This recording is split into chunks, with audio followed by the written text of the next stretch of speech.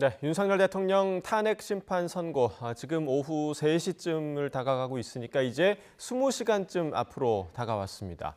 윤 대통령은 내일 헌재 출석하는 대신 관저에서 선고를 지켜보기로 한 가운데 이번 사건의 결정문 등 막바지 절차도 오늘 오후에는 대부분 마무리될 것으로 보입니다.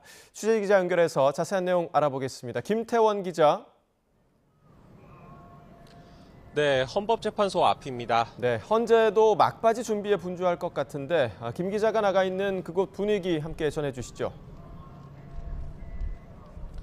네, 제가 나와 있는 곳은 헌법재판소 전경이 내려다 보이는 인근 건물입니다. YTN은 오늘부터 내일 선고 때까지 이곳에서 윤 대통령 탄핵 심판 선고를 둘러싼 분위기를 보다 생생하게 전해드릴 계획인데요. 주변 도로에 늘어선 차벽과 한층 강화된 경비태세로 이곳 현장에는 선고를 앞두고 긴장감이 흐르고 있습니다. 통제가 이루어지지 않은 골목에 사람들이 모여 구호를 외치는 모습도 볼 수 있었습니다. 헌법재판관들은 오늘 오전에도 평의를 열고 윤 대통령 탄핵 심판 선고 결정문을 다듬는 막바지 작업을 진행한 것으로 전해졌습니다. 재판관들은 앞서 기일 통지 전 사실상 평결 절차를 마친 만큼 어제 평의에서도 결정문에 담기는 문구를 세부적으로 조정하는 데 집중한 것으로 알려졌습니다.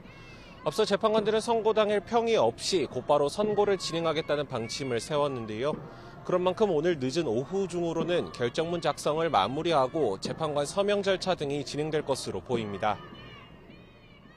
네, 윤 대통령은 내일 선고에 출석하지 않기로 한 거죠? 네, 대리인단은 내일 예정된 선고기일에 윤 대통령이 출석하지 않기로 했다고 공지했습니다. 혼잡이 우려되는 상황에서 질서 유지와 경호 문제를 종합적으로 고려했다고 설명했는데요. 윤 대통령은 내일 한남동 관저에 머물면서 탄핵 심판 결과를 지켜볼 것으로 보입니다. 이외에도 내일 선고를 둘러싼 사전 절차들이 오늘 모두 마무리될 예정입니다. 내일 선고를 직관하고 싶다며 일반인 방청을 신청한 시민들이 많다는 소식도 앞서 전해드렸는데요. 헌재는 오늘 오후 5시에 신청을 마감하고 일반인 방청 좌석 20석에 앉을 시민들을 추첨하는데 역대 최고 수준이 될 것으로 보이는 최종 경쟁률도 관심입니다. 오늘 오후 2시까지 이미 9만 4천 명에 달하는 시민들이 신청을 해놓은 상태입니다. 네, 끝으로 내일 선고가 어떤 흐름으로 진행되는지도 정리해 주시죠.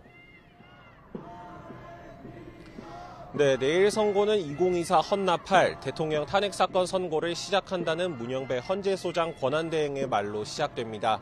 이번 심판 청구가 적법 요건을 충족했는지 각하 여부를 먼저 판단하고 탄핵 사유가 타당한지 따지는 게 통상적인 순서입니다. 여기선 피청구인 윤 대통령이 직무상 위법한 행위를 했는지 여부와 파면에 이를 정도로 그 정도가 중대한지 여부에 대한 헌재 판단을 설명하게 되는데요. 전원일치 의견이면 선고 요지부터 전한 뒤 주문을 마지막에 읽고 의견이 엇갈린다면 주문부터 읽고 시작하는 게 실무상의 관행입니다. 다만 헌재가 그간 선고를 생중계한 사건들은 줄곧 마지막에 주문을 낭독해온 만큼 내일도 이런 관행을 그대로 따를 것이라고 단언하기는 어렵습니다. 어떤 결과가 나오더라도 주문 내용은 낭독과 동시에 그 시각부터 즉시 효력을 갖습니다. 윤 대통령의 파면 또는 복귀가 곧장 현실화한다는 건데 YTN은 내일 오전 11시 국민적 관심이 쏠리는 대통령 탄핵 선고를 생중계로 전해드릴 예정입니다. 지금까지 헌법재판소 앞에서 YTN 김태원입니다.